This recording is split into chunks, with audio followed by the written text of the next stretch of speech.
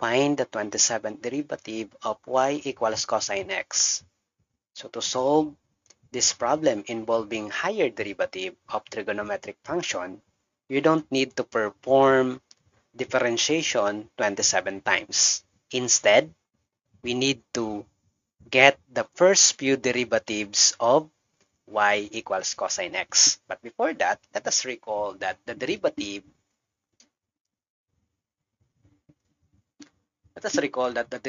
of cosine x is negative sine x, and the derivative of sine x is cosine x. So let us get the first few derivatives of y equals cosine x.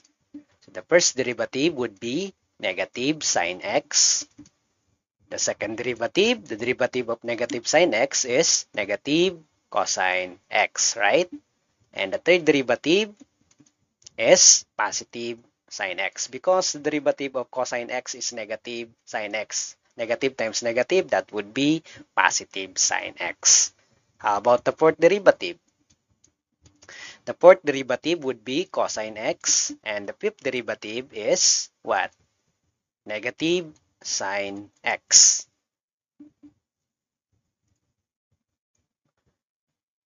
So we can see that the successive derivatives occur in a cycle of length 4, right?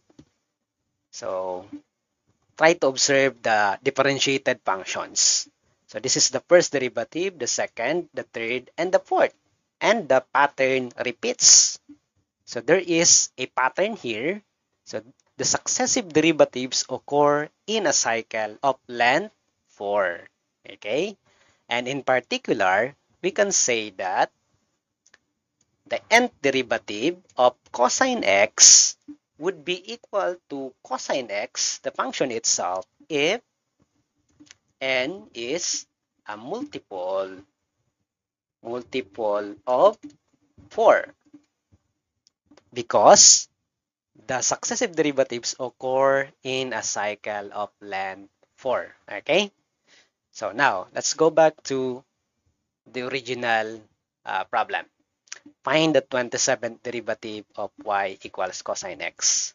So we're looking for the 27th derivative. So 27 is what?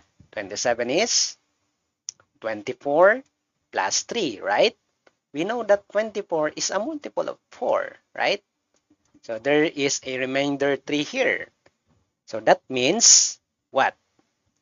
So the 27th derivative of y is equal to cosine x would be what? The third derivative of cosine x. And what would be, or what is the third derivative of cosine x? First, second, and third. So our answer is positive sine x. Okay, thank you so much for watching. I hope you will subscribe to my YouTube channel. Bye-bye. See you again.